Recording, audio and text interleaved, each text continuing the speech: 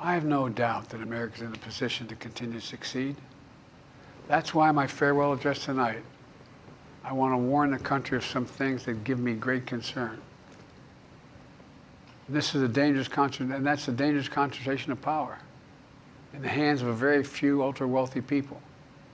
And the dangerous consequences if their abuse of power is left unchecked.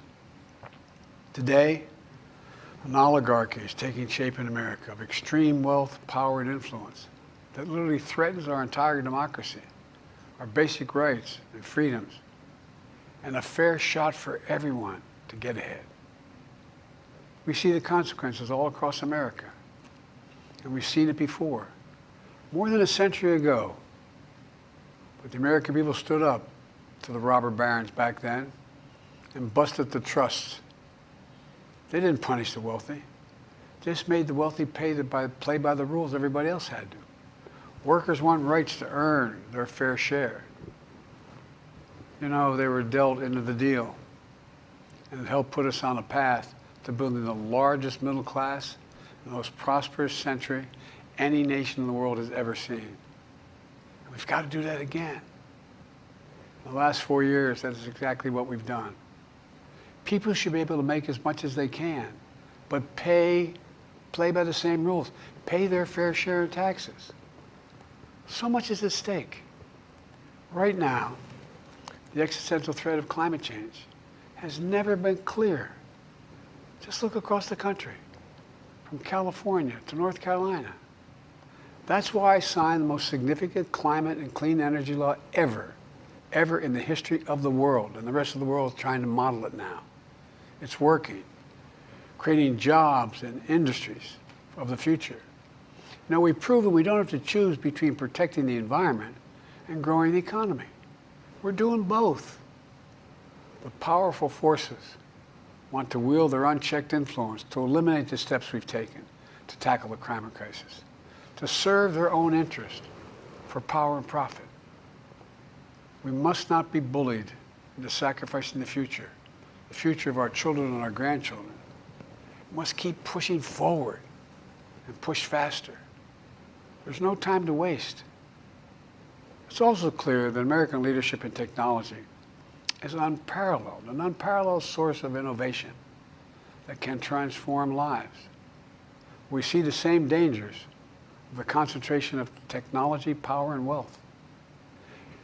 You know, his farewell address, President Eisenhower spoke of the dangers of the military-industrial complex.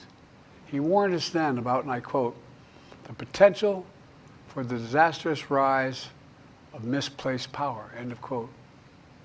6 decades later, I'm equally concerned about the potential rise of a tech-industrial complex that could pose real dangers for our country as well. Americans are being buried under an avalanche of misinformation and disinformation, enabling the abuse of power. The free press is crumbling. Editors are disappearing. Social media is giving up on fact-checking. The truth is smothered by lies told for power and for profit. We must hold the social platforms accountable to protect our children, our families, and our very democracy from the abuse of power. Meanwhile, artificial intelligence is the most consequential technology of our time, perhaps of all time. Nothing offers more profound possibilities and risks for our economy and our security, our society, for humanity. Artificial intelligence even has the potential to help us answer my call to end cancer as we know it. But unless safeguards are in place, AI could spawn new threats to our rights, our way of life, to our privacy, how we work, and how we protect our nation. We must make sure AI is safe and trustworthy and good for all humankind. In the age of AI, it's more important than ever that the people must govern. And as the land of liberty, America, not China, must lead the world in the development of AI. You know, in the years ahead, it's going to be up to the President the presidency, the Congress, the courts, the free press, and the American people to confront these powerful forces. We must reform the tax code, not by giving the biggest tax cuts to billionaires, but by making them begin to pay their fair share. We need to get dark money. That's that hidden funding behind too many campaigns contributions. We need to get it out of our politics. We need to enact an 18-year time limit, time and term, for the strongest ethics and the strongest ethics reforms for our Supreme Court. We need to ban members of Congress from trading stock while they're in the Congress. We need to amend the Constitution to make clear that no president is immune from crimes that he or she commits while in office.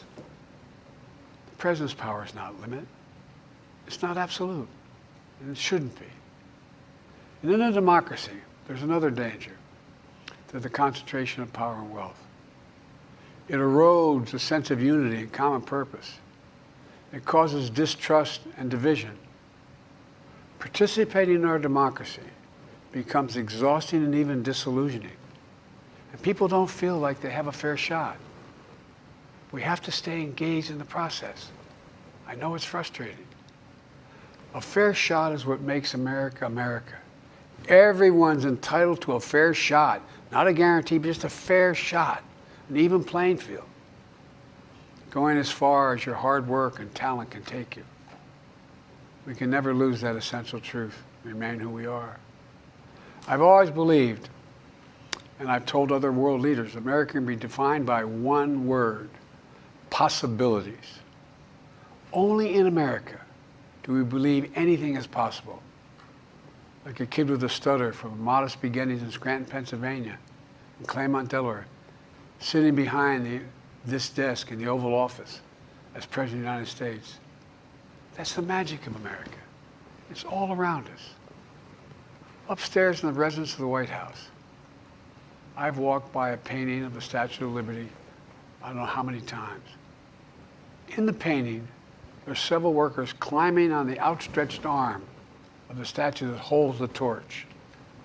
It reminds me every day I pass it of the story and soul of our nation and the power of the American people. There's a story of a veteran. This is a veteran, the son of an immigrant, whose job was to climb that torch and polish the amber panes so rays of light could reach out as far as possible. He was known as the keeper of the flame.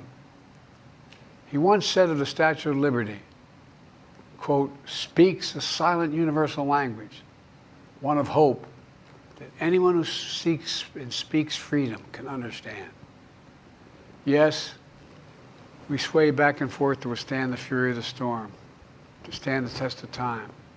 A constant struggle, a short distance between peril and possibility.